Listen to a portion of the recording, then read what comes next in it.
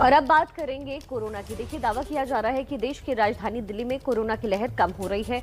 सबसे बुरा दौर फिलहाल गुजर चुका है, लेकिन दिल्ली से आते मौत के आंकड़े इस बात की गवाही नहीं दे रहे। पिछले एक हफ्ते में दिल्ली में 251 लोगों की मौत हुई है। देखिए हमारी ये खास रिपोर्ट। ये तस्वीरें हैं दिल्ली में फ्लैग मार्च की। इस गणतंत्र दिवस पर दिल्ली पुलिस दो तरफा लड़ाई लड़ रही है। पहली है आतंकी हमले के खिलाफ, दूसरी है कोरोना के खिलाफ। शनिवार और रविवार को वीकेंड लॉकडाउन लागू है, जिसका सख्ती से पालन पुलिस करा रही है। लेकिन तमाम कोशिशों के बाद भी दिल्ली में कोरोना से होने वाली मौत कम होने की बजाय बढ़ रही है। दिल्ली हेल्थ बुलेटिन के मुताबिक पिछले 24 घंटे में 45 लोगों की मौत हुई है, जो इस लहर में अब तक का सबसे बड़ा आंकड़ा है। 45 मौत ने 6 महीने पुराना रिकॉर्ड तोड़ दिया है। इससे पहले 5 जून को 68 लोगों की मौत कोरोना से हुई थी।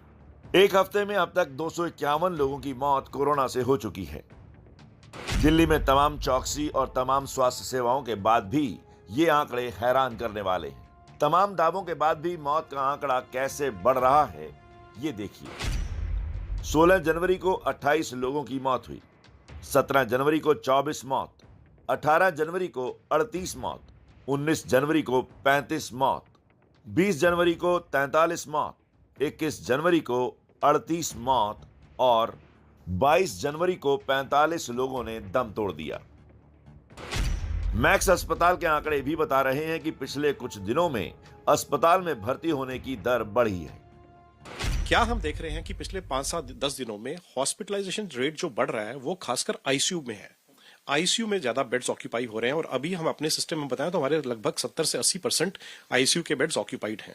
ठीक है, कुछ पेशेंट्स हैं वेंटिलेटर पे, कुछ पेशेंट्स हैं जिनको हाई फ्लो ऑक्सीजन पे है और ऑक्सीजन रिक्वायरमेंट भी है। हालांकि आंकड़ों के मुताबिक पिछली लहर से इस बार अस्पताल में भर्ती होने की दर कम है। आंकड़ों के मुताबिक केस कम हो रहे हैं। सवाल है कि अगर मामले गंभीर नहीं और केस कम हो रहे हैं तो मौत क्यों बढ़ रही है। 24 घंटे में 11,486 नए मामले सामने आए हैं, जो कल के मुकाबले कुछ बढ़े हुए हैं। 21 जनवरी को 10,756 मामले सामने आए थे। हालांकि संक्रमण दर कुछ कम हुई है। 22 जनवरी को संक्रमण दर 16.36 थी, जबकि 21 जनवरी को संक्रमण दर 18.04 थी। यानी बात साफ है कि दिल्ली से खतरा अभी गया नहीं है। यही वजह है कि बढ़ती मौतों के बाद दिल्ली सरकार ने मृतकों के सैंपलों की जीनोम सीक्वेंसिंग शुरू कर दी है, जिससे पता लगे कि ये बढ़ी हुई मौतों के पीछे कौन सा वेरिएंट जिम्मेदार है। पिछले महीने 5 दिसंबर को ओमिक्रॉन का पहला केस सामने आया था, जिसके बाद 400 से ज्यादा मरीजों की मौत हो चुकी है। 14 जनवरी को दिल्ली के स्वास्थ्य मंत्री ने दावा किया था कि दिल्ली में 75% ऐसी मौत हो रही हैं जिन्होंने कोरोना का कोई टीका नहीं लिया था। अब दिल्ली सरकार के ही आंकड़े देखिए। वहीं दिल्ली के आंकड़े कहते हैं कि दिल्ली में 18+ का 100% लोगों को पहला टीका लगा। यह दावा दिसंबर में ही दिल्ली सरकार ने किया था। दिल्ली में 18+ के 80% लोगों को दोनों टीके लगे। 15 से 18 साल के बच्चों को 85% टीके लगे। अब तक 2 लाख लोगों को बूस्टर डोज लगाई जा चुकी है। ऐसे में सबसे बड़ा सवाल तो यही है कि जब पूरी आबादी को वैक्सीन लग गई है, तब बिना वैक्सीन मौत कैसे हो रही है। आखिर केस और संक्रमण दर कम होने से मौत का आंकड़ा कम क्यों नहीं हो रहा है। तो आपने ये रिपोर्ट देखी जो साफ तौर पर आगाह करे कि इस कोरोना को हल्के में ना लेना। ऐसे में कई सवाल भी खड़े होते हैं। सवाल है कि केस कम है तो आखिरकार मौत कम क्यों नहीं हो रही। तो एबीपी न्यूज सवाल पूछ रहा है कि आखिरकार केस कम है तो फिर मौत कम क्यों नहीं हो रही।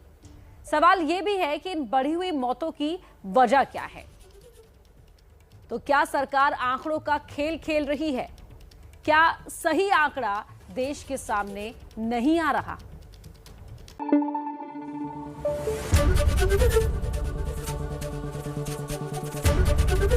एबीपी न्यूज आपको रखे आगे।